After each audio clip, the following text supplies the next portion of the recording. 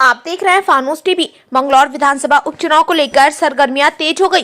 नगर पालिका परिषद मंगलौर के निवर्तमान सभासद मोहम्मद शफी एडवोकेट ने भी भाजपा टिकट पर चुनाव लड़ने की इच्छा जाहिर की। उन्होंने दावा किया कि यदि भाजपा का टिकट उन्हें मिलता है तो वे मंगलौर सीट को भाजपा के खाते में ला देंगे। और पूर्व विधायक कांग्रेसी नेता काजी निजामुद्दीन पर तंज कसते हुए कहा कि वे 3 बार मंगलौर विधानसभा का नेतृत्व कर चुके हैं, लेकिन उन्होंने कोई भी ऐसा काम नहीं कराया जिसको जनता याद रख सके। उन्होंने कहा कि शिक्षा, स्वास्थ्य, रोजगार के मामले में पूर्व विधायक काजी निजामुद्दीन ने कोई पहल नहीं की, जिसके चलते मंगलौर वासियों को रोजी रोटी के लिए दूसरे शहरों में जाना पड़ता है। दिवंगत विधायक सारद करीम अंसारी की बाबत उन्होंने कहा कि उन्होंने अपने पहले कार्यकाल में शिक्षा के क्षेत्र में कई अच्छे काम किए। इस बार भी कई बड़े विकास कार्य उनकी प्राथमिकता में थे, लेकिन अल्लाह को मंजूर नहीं था, इसलिए अल्लाह ने उन्हें अपने पास बुला लिया। उन्होंने कहा कि मंगलौर विधानसभा भले ही मुस्लिम बहुल्य को हो, लेकिन यदि उन्हें भाजपा टिकट देती है तो वे जीतकर मंगलौर विधानसभा को भाजपा के खाते में डाल देंगे। उन्होंने कहा कि भाजपा को जहां अपना परंपरागत वोट मिलेगा, वहीं उनका टिकट मिलने से मुस्लिम समुदाय भी भाजपा के पक्ष में मतदान करेगा। को जैसा बेहतर था उन्होंने उनको ऐसा बेहतर लगा और वो आज हमारे बीच में नहीं है, जिसकी वजह से ये उपचुनाव हो रहा है। लेकिन जो दूसरे कैंडिडेट हैं, वो दूसरे कैंडिडेट आप ये देखिए कि वो 3 बार विधायक रह चुके हैं।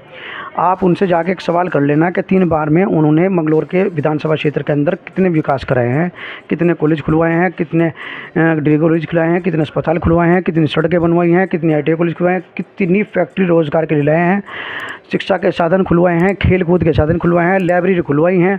ये आप उनसे पूछ लें, कोई क्रिकेट का मैदान बनवाया हो, वॉलीबॉल का मैदान बनवाया हो, कुछ तो क्या हो, तो वो अगर बता दें इस बात को कि हाँ मैंने इतना विकास कराया अपनी 3 योजनाओं में, तो निश्चित रूप से मेरा भी वोट वही ले लें।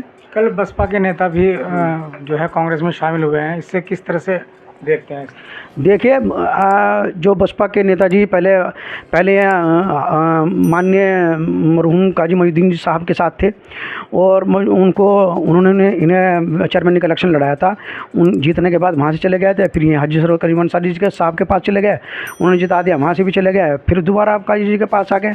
अब तो ये खेल चल रहा है, ऐसा लग रहा है कि मुझे कि डॉक्टर शमशाद के पास कम से कम 50-60 हज़ार वोट है, जो सबको डॉक्टर शमशाद ही दिखाई दे रहा है और काजी निजामुद्दीन साहब को डॉक्टर शमशाद दिखा रहा है। हमें लगता है 50-60 हज़ार वोट है उनके पास, इसलिए 50-60 हज़ार वोटों को इकट्ठा करने के लिए वो उनके घर पर ही उन्हें मनाने चले गए। तब तो वे उन्हें छुटा हुआ कारतूस बताते थे, तब कुछ नहीं था। आज उनको अपने मनाने उसके घर ही चले गए। लगता है ऐसी स्थिति में तो ऐसा लगता है कि जैसे 50-60 हज़ार वोट के मालिकों में और 50-60 हज़ार वोट उन्हें मिलने जा रहे हैं। निश्चित रूप से उन्हें 50-60 हज़ार मिलने जा रहे हैं। अपनी जीत को किस तरह से देखते हैं अगर आपको टिकट मिलता है?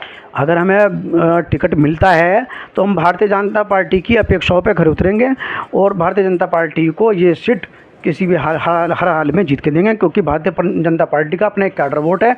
वो cadre vote Bharatiya Janata party को मिलना ही मिलना है। बाकी हमारे कस्बे में जो है एक मुस्लिम बहुल क्षेत्र है इधर यहाँ, और वहाँ हमारी हिंदू कम्युनिटी के भाई भी बहुत रहते हैं वहाँ से। तो जब भारतीय 5,000 वोट से ज़्यादा मंगलौर में हिंदू भाइयों के हैं और हिंदू भाई भारतीय जनता पार्टी के साथ जुड़े हुए हैं, 5,000 वोट आप उनके ले लें।